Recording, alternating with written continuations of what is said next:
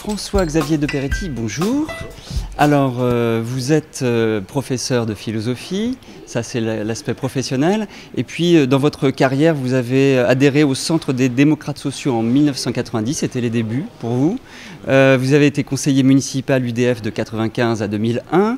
En 2001, vous avez été élu sur une liste d'union à droite, conduite par Maryse Joissains entre les deux tours. En 2008, vous avez conduit une liste Génération X, si je me souviens bien, avec le MoDem, et puis aussi un UMP, Bruno Genzana, Stéphane Salor, et puis des Verts, Cyril Diméo, Annie Latz. Ça n'a pas été une réussite, puisque vous avez bien marché au premier tour, mais au deuxième, vous avez fait à peine plus de 12,5%. Aujourd'hui, vous êtes sur une liste de rassemblement aussi, avec démocrates, centristes, le MoDem, votre formation, le PS d'un côté, puis aussi les Verts qui viennent d'arriver. Est-ce que ça ne va pas être un peu compliqué? C'est pas difficile à lire, ça, pour les électeurs, d'aussi grands rassemblements? Non, si vous rétablissez dans la chronologie que vous avez mentionnée, un moment du parcours qui a été le mien, qui est 2001 précisément. C'est-à-dire que nous nous retrouvons élus avec Madame Joissains en 2001, et en 2001, je quitte cette majorité. Au bout d'un an à peu près, c'est ça, hein? Même pas, au bout de quelques mois, pour des raisons fondamentales. C'est-à-dire que je me rends compte que nous ne sommes pas associés à une droite de type démocrate et républicaine, mais à une droite qui en fait est une ultra-droite, qui revendique des valeurs et des discours très proches de l'extrême droite et du Front National, et qui se met le sigle UMP comme un faux-nez pour des raisons d'intérêt purement tactique. Mais est-ce que ça résout vos problèmes? Non, mais je vous explique bien, parce que c'est une démarche importante. Alors que j'avais donc un groupe municipal, des moyens d'agir, etc., j'ai préféré par conviction tout laisser.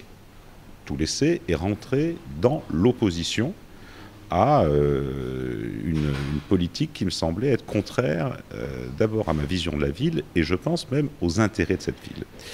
Donc en 2001, tous les gens que vous retrouvez aujourd'hui sur la liste Tous Ensemble pour Aix et après la fusion second tour sont dans l'opposition à la municipalité Joissains.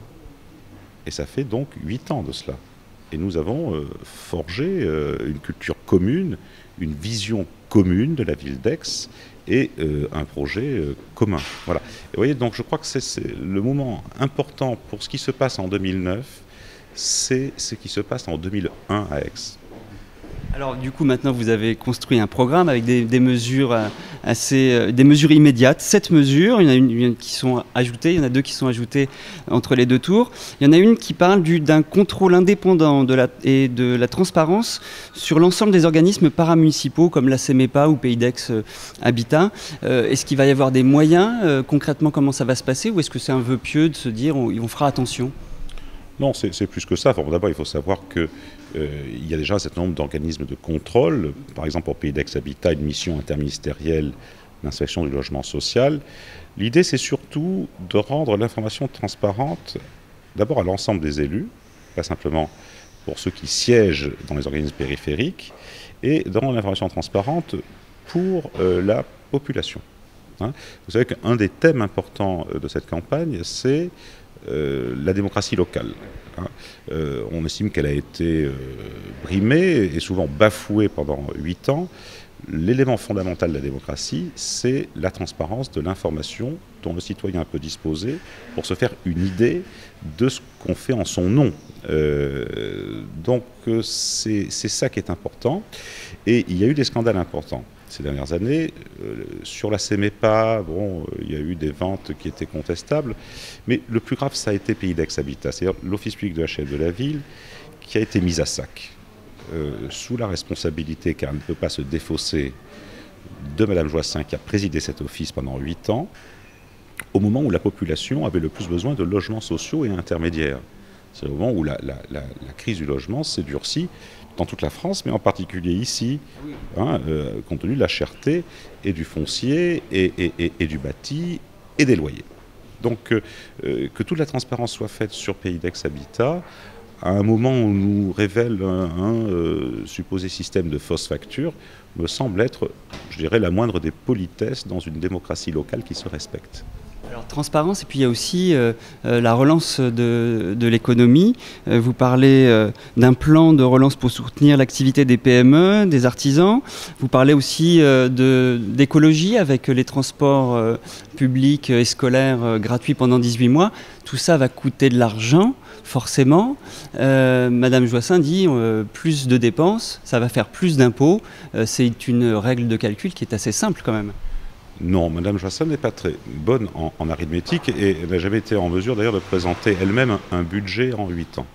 Alors on va parler par exemple de la mesure sur les transports.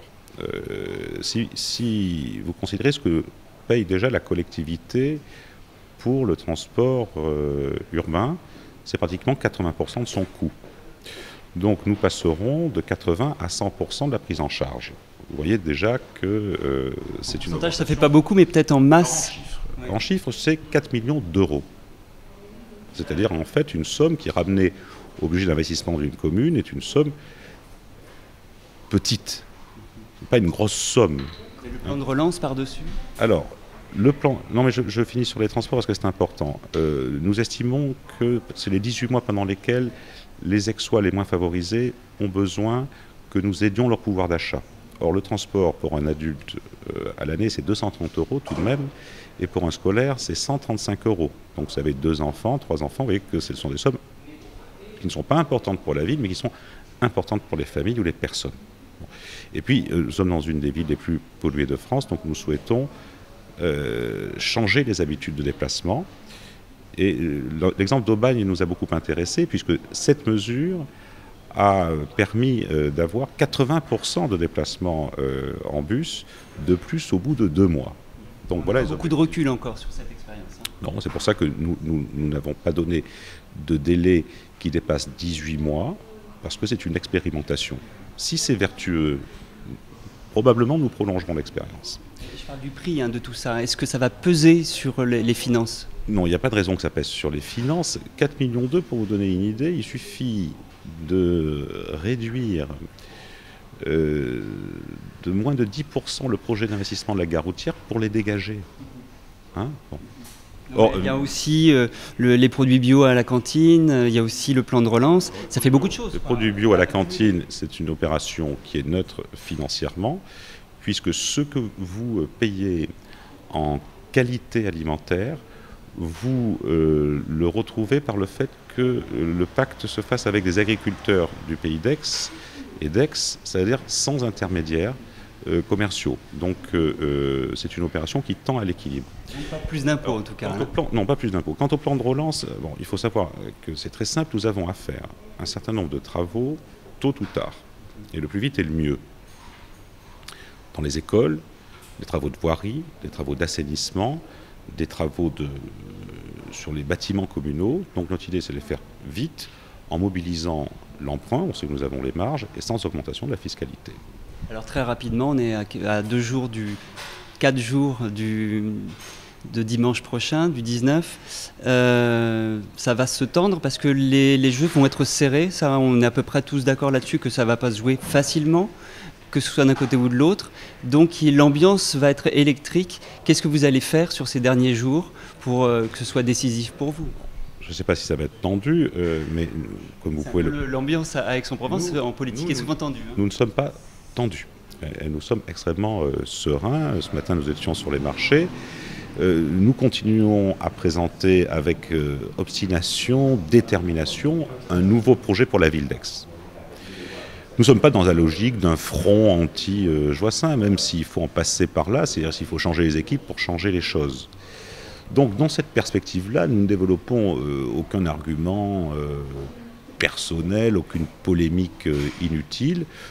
Nous portons, je crois, une espérance pour la ville et nous ne nous arrêterons pas à toutes les pierres du chemin, même si nos adversaires veulent ici ou là déclencher des escarmouches.